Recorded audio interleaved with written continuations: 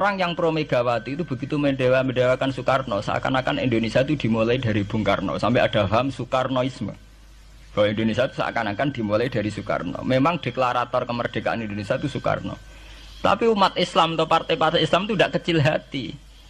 Karena embrio yang bernama Indonesia itu dari tahun 1908, sebelum ada partai nasionalis yang berani melawan kolonialisme Belanda adalah partai-partai Islam, sehingga kebangkitan Indonesia dimulai 1908.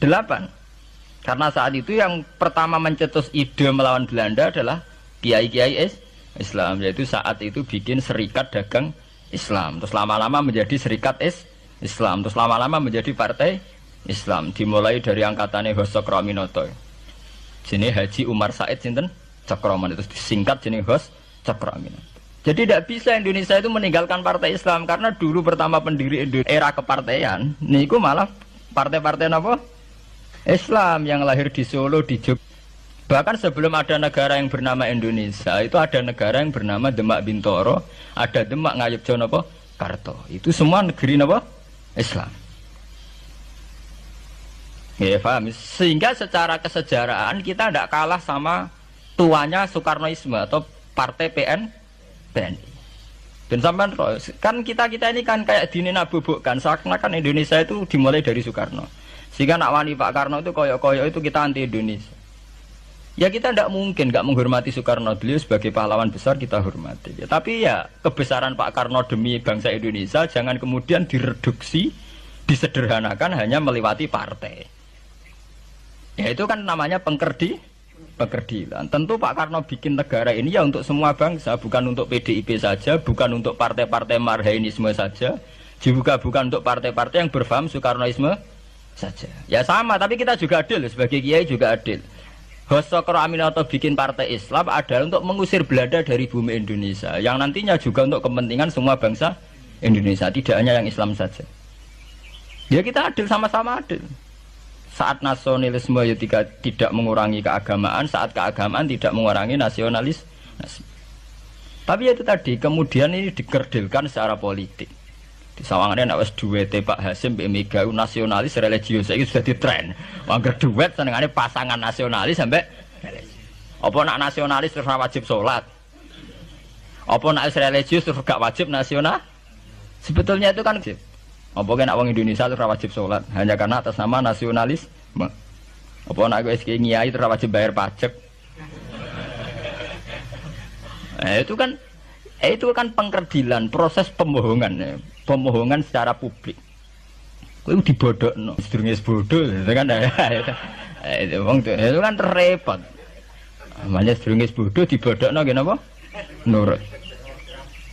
Makanya kalau seneng ya, kayak kemarin Hari Kebangkitan Nasional itu seneng kalau diungkap terus di TV bahwa kebangkitan Indonesia dimulai dari 1908. Pentingnya bahwa orang-orang yang sok Soekarnoisme biar tidak mereduksi Pak Karno hanya milik mereka sendiri, karena bangsa ini berdiri semenjak 1908.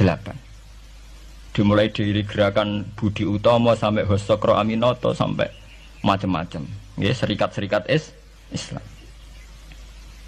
Tapi ini terungkap sausé tukaran. Jadi sebetulnya Presiden Gus Dur jadi Presiden Yasa karena Basim Asari berjuang sebelum tahun 45.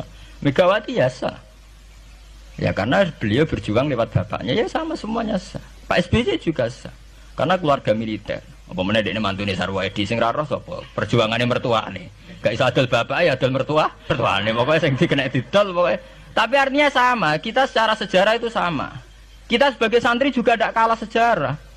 Karena berdirinya nasional udah lewat para kiai itu takokno sejarawan manapun kayak profesor siapa di UI, siapa saja profesor-profesor sejarah bilang bahwa awal kebangkitan Indonesia itu dari partai-partai Islam. Bahkan versi orang nasionalis sekalipun tuh bilang karena Islam adalah satu agama yang paling sensitif terhadap penjajahan. Karena Islam melahirkan satu paham jihad bahwa ketika ada kolonial Belanda, wong Islam terinspirasi harus jihad. Sehingga lahir partai-partai Islam. Dulu yang dilawan itu perdagangan. Ini kalau cerita sejarah, santri-santri sadar. Jadi santri salaf dengan model sekarang sing raro duit, raro dagang itu sebetulnya mengkhianati pendiri santri. Lho boten niku lho fair. Sing gak seneng dagang, gak seneng mergawe itu mengkhianati pendiri pesantren. Sama lihat sejarah, tahun 1908 itu namanya tidak SI, tidak Serikat Islam, tapi Serikat Dagang Islam.